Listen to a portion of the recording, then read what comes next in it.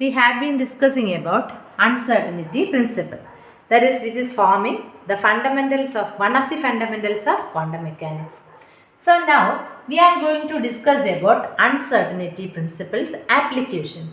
See, whatever we study, we need to study or deal with its applications because we are interested in knowing about the applications.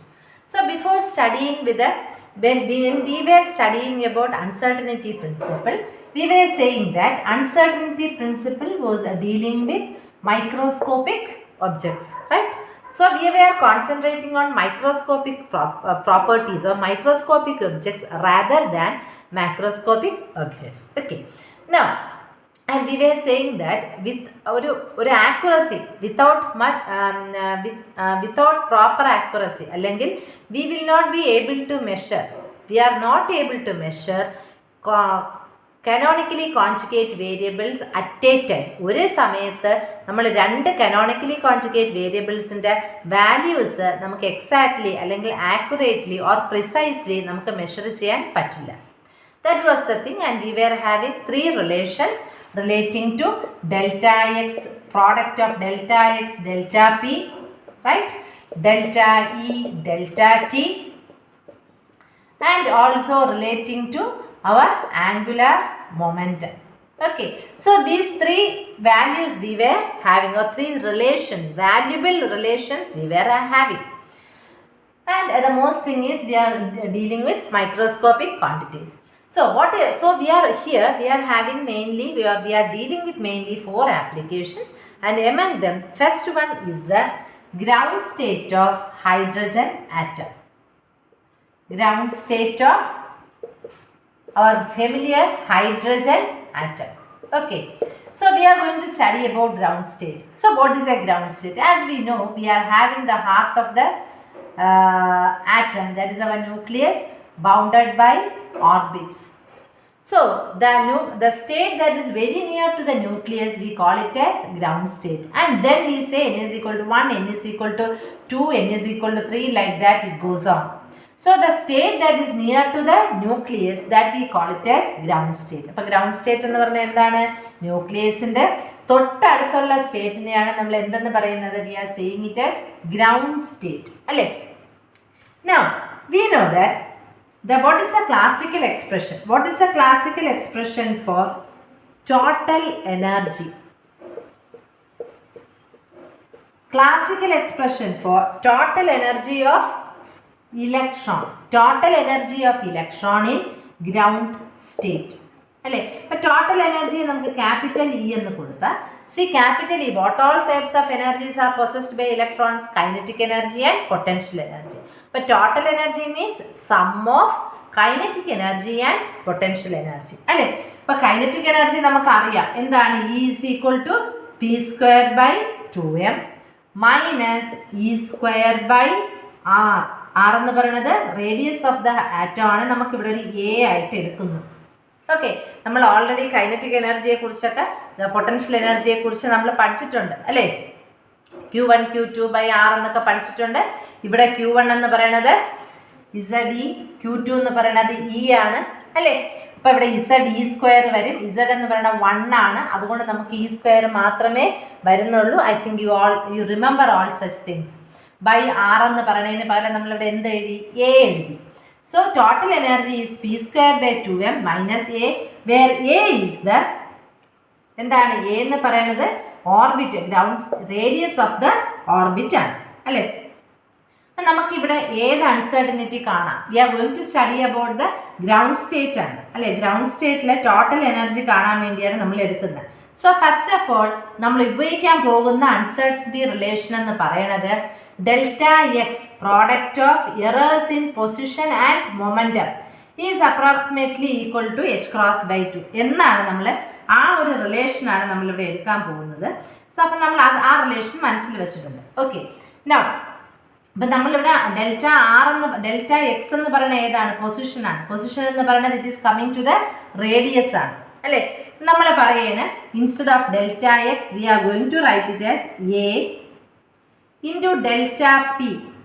A into delta p is approximately equal to h by 2 pi. എങ്ങനെ വേണോ എടുക്കാം. Thing is RHS should be A constant അല്ലേ.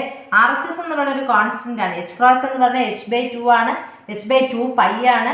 h/2 pi ആണ്. h എന്ന് പറഞ്ഞാൽ Planck's constant ആണ്. You know the value etcetera. Okay, അതായത് നമുക്ക് മൊമെന്റത്തിന്റെ അൺസർട്ടനിറ്റി കാണണമെങ്കിൽ എന്ത് ചെയ്യണം? That is h cross by a അല്ലേ. h cross by a.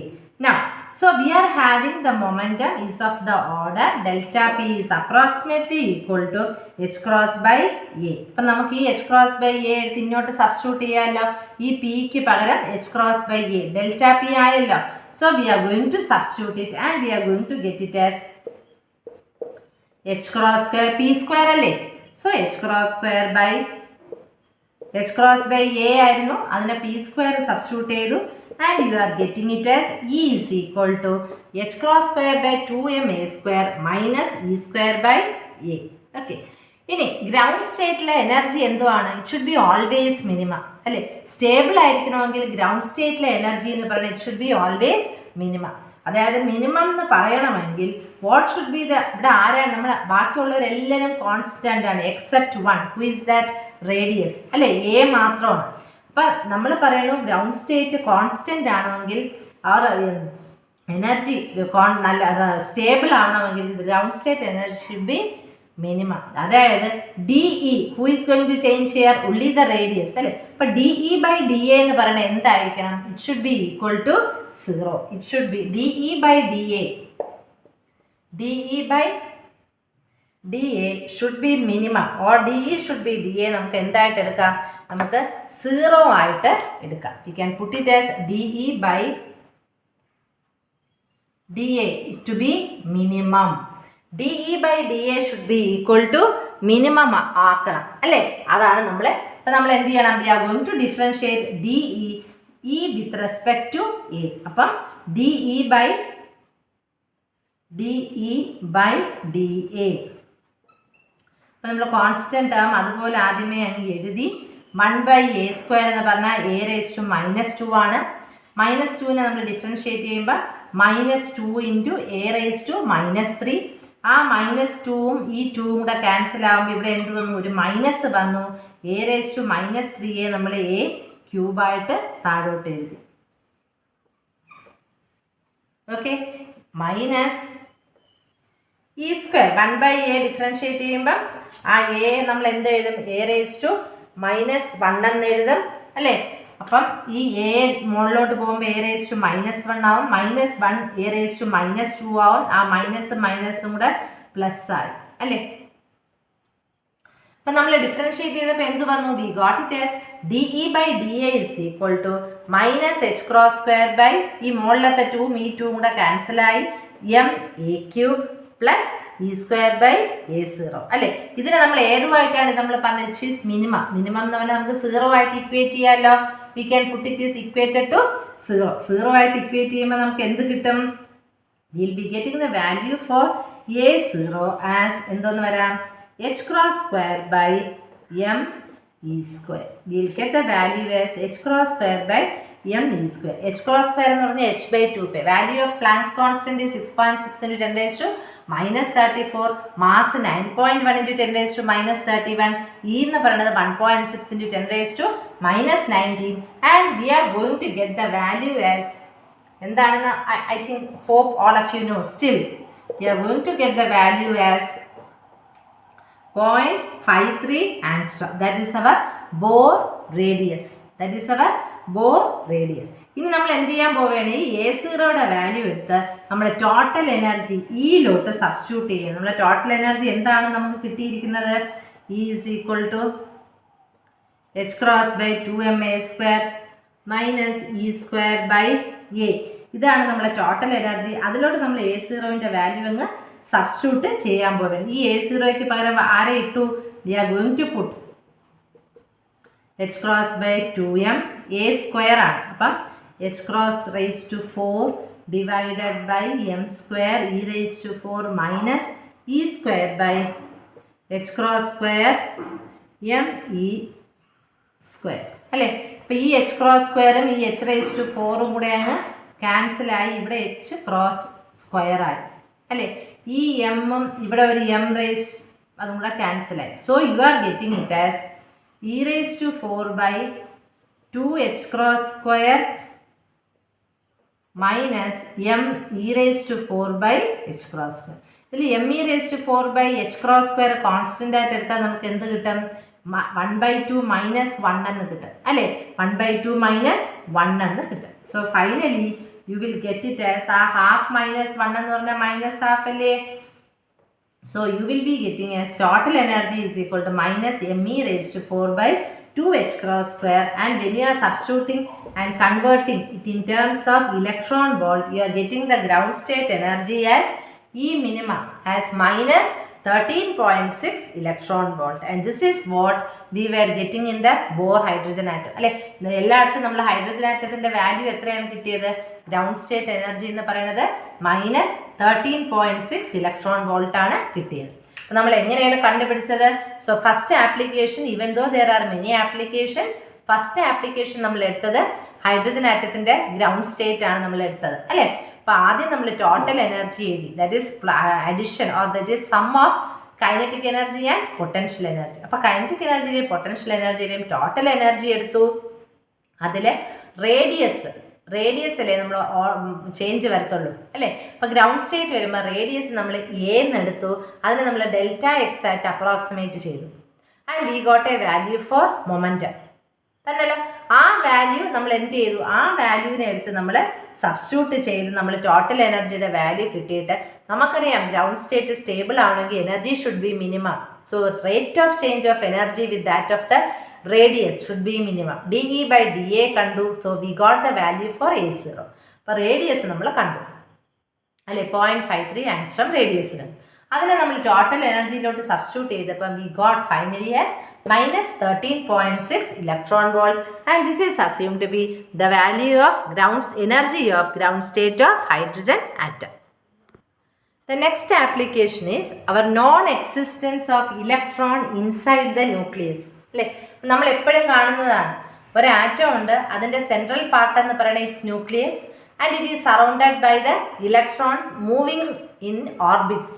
ഒരു സർക്കുലർ പാത്ത് അല്ലെങ്കിൽ ഒരു സർക്കുലർ പാത്തിൽ ഒരു ഇലക്ട്രോൺസ് ഇങ്ങനെ മൂവ് ചെയ്തുകൊണ്ടിരിക്കുകയാണ്. That means that electrons are not situated inside the nucleus. ന്യൂക്ലിയസിനകത്ത് ഇലക്ട്രോൺ ഇല്ല. How we are going to prove that electrons are not there inside the nucleus with the help of uncertainty principle?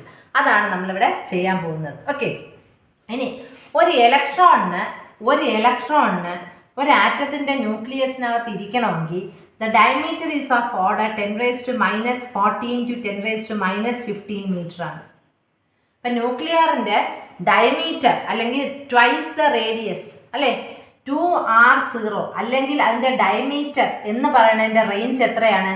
It is approximately raise to fermi terms, അതായത് 10 raised to minus 14 to 10 raised to minus 15 meter ആണ് അല്ലേ. അതാണ് ഒരു ഇലക്ട്രോണിന് exist ചെയ്യാൻ പറ്റുന്നത്.